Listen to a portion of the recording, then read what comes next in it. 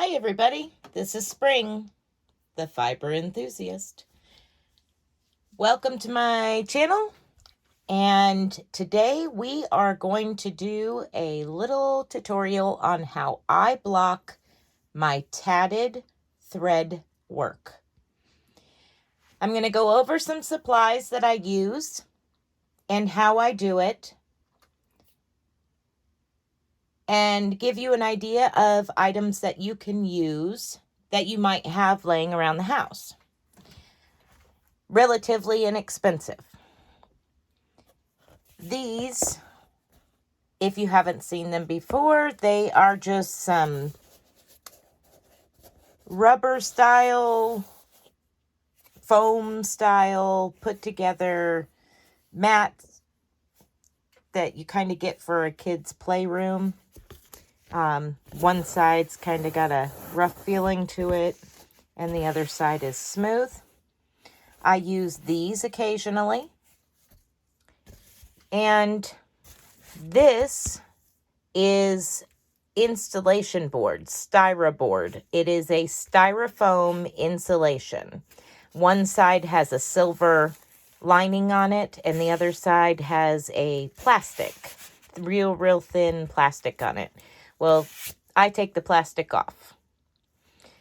I tend to use this a lot because I have huge ones that I use that are like 4 foot by 4 foot, so I can do my doilies on them, some very large doilies or tablecloths, things like that. But for the sake of this tutorial, I'm just using a small one. These squares that I have drawn on here are actually squares that I crocheted and use this to block them and turn them into a valance for my kitchen. But today we're going to talk about tatting.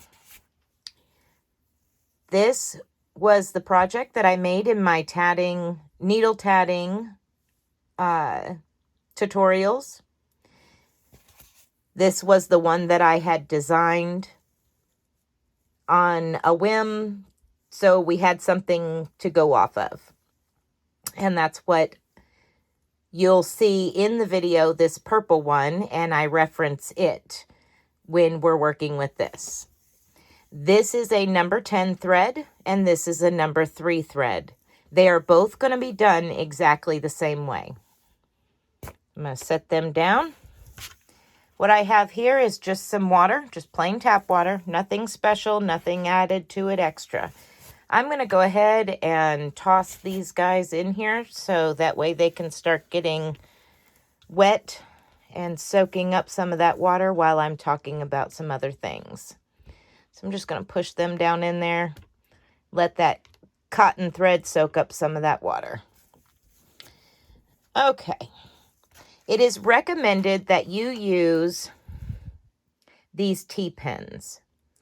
Reason being is because they are less likely to rust on you. This is what they look like. Well, let me put a hand in there that doesn't have an owie on it. They're very sharp, just like a sewing pin. They are very sharp. I tend to use these a lot, but I have 100 of them, and when I run out of 100, when I'm doing a big doily, I move to your typical standard sewing needles, your sewing pins with the little beads on top. I don't use them as much because they do have a tendency to rust down at the bottom, and you really don't want that rust getting onto your thread. But that's what they look like. I do use them occasionally, but not very often. I'm going to set them aside because I will not need them for today's project. I'm pretty sure I have enough here. If not, they're off to the side and I can grab them. So these are soaking pretty good. Still got a couple of things to talk about. These are just about ready to come out. All right, what I use for starch. In Walmart, if you have a Walmart, in Walmart, they have the vacuum aisle where the ironing boards and stuff like that are. Well, that is where I found in my Walmart this starch. I love this starch. It is a concentrate and it contains no dyes. This is a 64 fluid ounce jug and it was pretty inexpensive.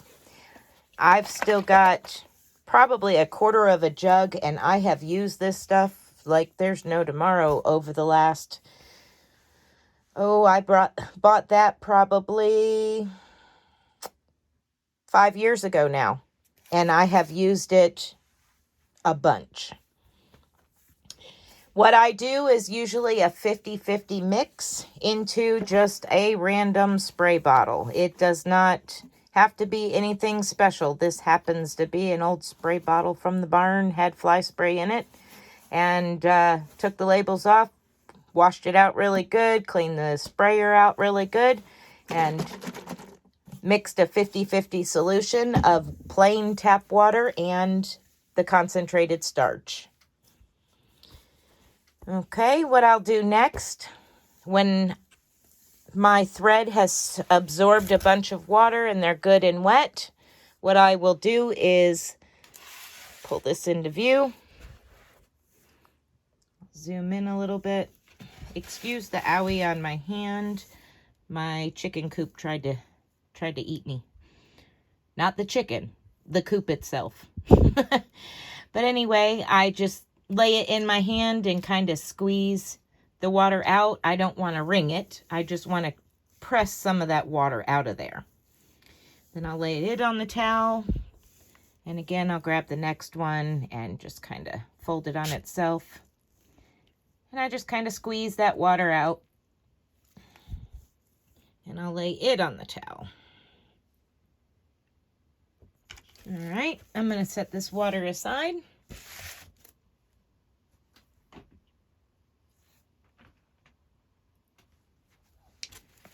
All right.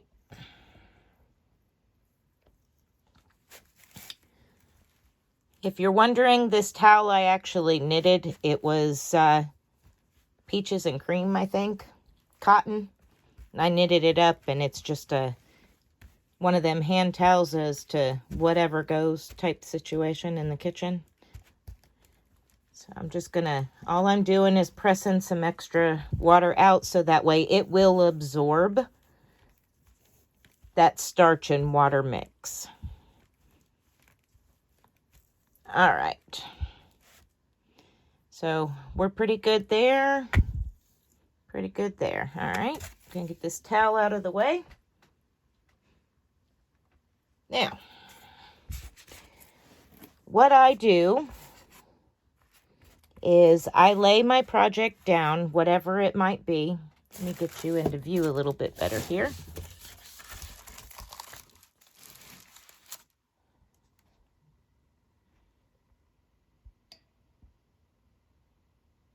Okay. Oops. Alrighty. I lay it down and kind of get a good feel as to making sure everything is kind of lined up and in place. Might need to move that over a little bit. And sometimes I'll even take one of my pins and see how this picot is not sticking out like some of the others. I'll reach down with the pin and kind of pull it out so that way it looks like a picot again. There we go. And I'll kind of go around and pick at it a little bit. This one's not too bad. Okay. Got a picot here that's not real pretty. There it is. We'll get it out there and make it look pretty. Okay, so I kind of just went around, made sure all of the picots are out, make sure everything looks like it's lining up nice and neatly if anything needs to be straightened out. And then I start pinning it down. And how I pin it depends on the pattern itself and the direction that it appears that it needs to be stretched to block out symmetrically. So with this, what I will probably do is I'm going to start at this top picot here, and at an angle, I'm going to press the pin in through that picot. And then I'm going to come down here and go straight down from that one. And the same thing, I'm going to press in at an angle. Then I'm just going to work my way around. I'll probably do that one and this one. And you see how I stretch them out directly across from each other. I'll do the next two beside it. And what I'll do is, depending on the pattern, in this pattern, I want these picots on top to be even. So I'm going to place it like that. And I may adjust this after, you know, as I get the pins in, I may have to adjust some of them. And I'm going to keep pinning just like this. See how this one is kind of at an angle and that one's at an angle? I'm going to do that. I'm going to go ahead and go at an angle. That's fine with me. Like that. And the same thing over here. That's the way it kind of naturally goes in the pattern. And I'm going to do the same thing on this end.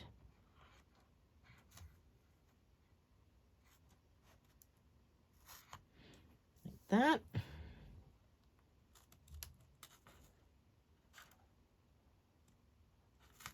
And like that. Now I think I'm going to do, let's see. I think I'm going to do these arches here because they're kind of straightened out a little bit. So I'm going to pull them back out.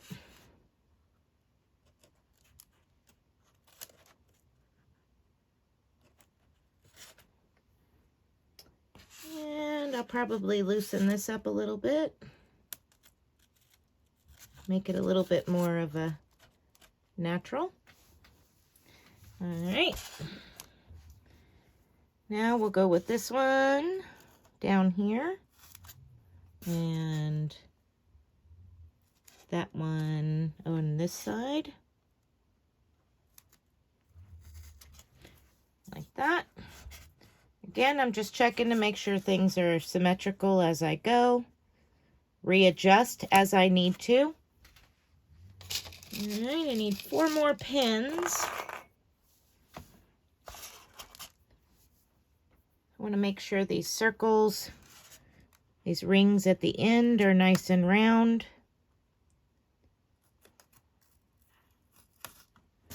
And these picots are standing off nice, like that. Let's do the other side.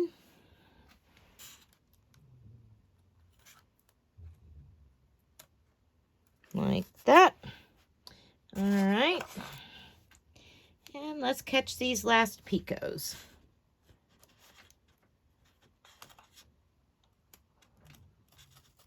Like that.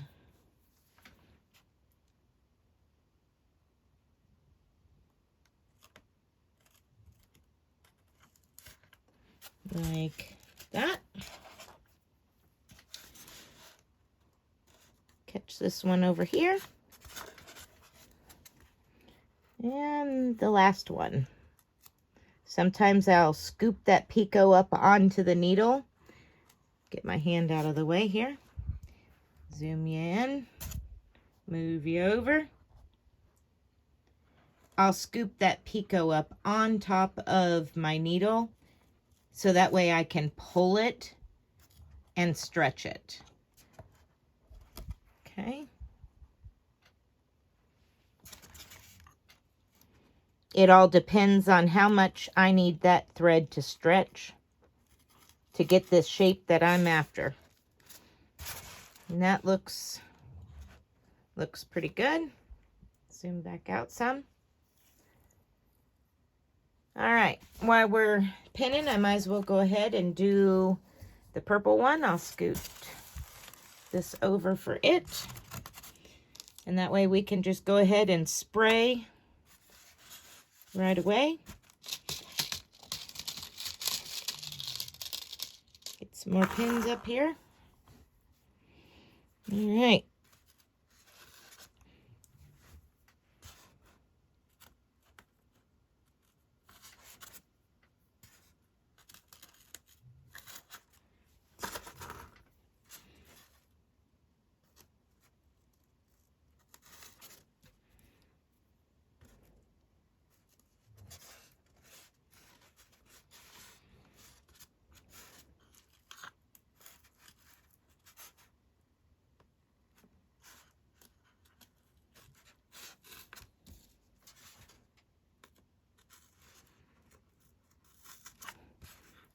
Sorry, my big old hands get in the way sometimes.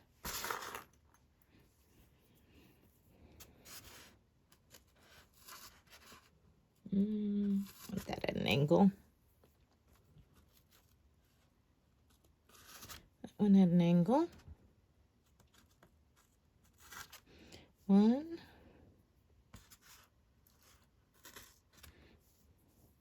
I hope that there wasn't too much interference with my hands in this. Let's see. I think I want that like that.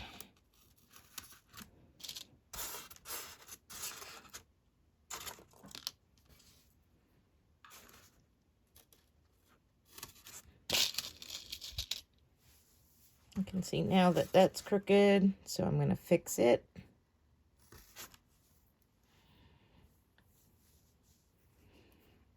Now, you might have noticed already that I do not have picots on these arches on this one at the points.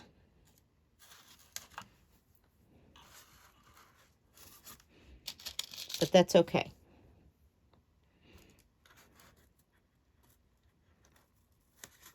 There we go.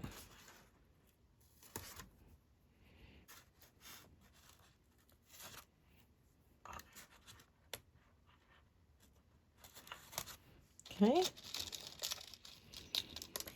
In a situation like that, if there's not, like, this side has got a decent arch to it.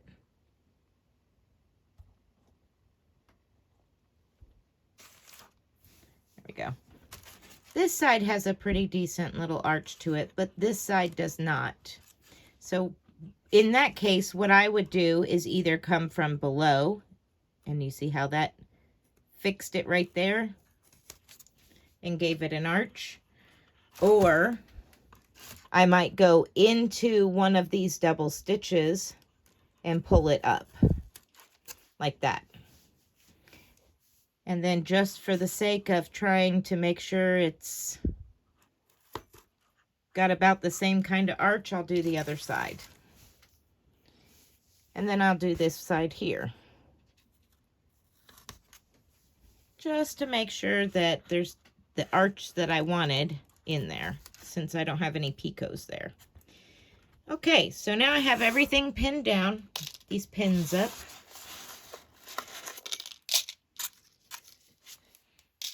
Okay, zoom you back out here. Okay, now the next thing I do is just spray it liberally with my 50/50 solution. And of course, it's going to be resilient.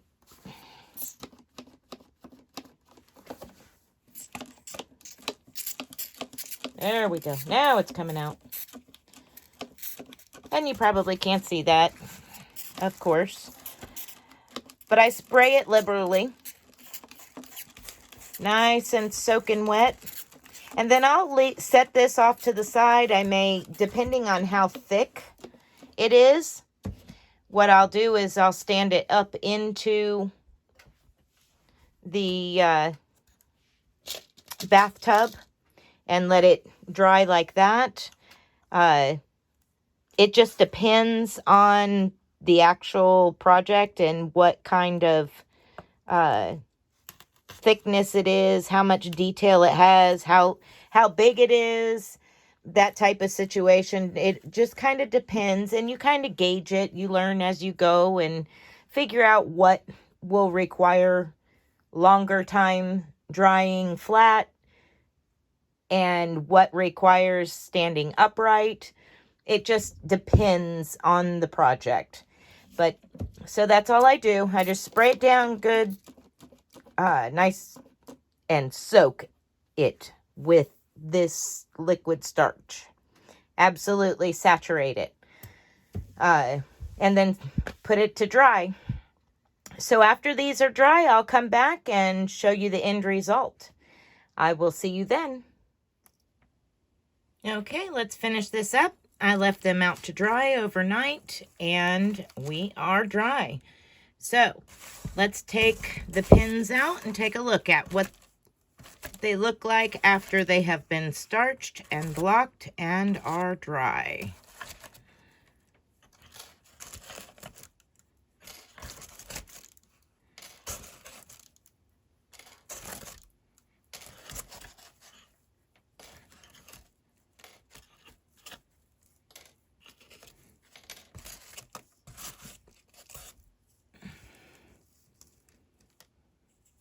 They're not super stiff. I didn't over starch them. Some items like earrings, I will over starch, which what I mean by that is just instead of using a 50-50 solution of starch and water, I actually don't dilute the starch much more than 1/4. So I do a 75-25, 75% starch and 25% water. But, so there's the purple one. Now we'll do the one that we did together during the Needle Tatting 101 lessons.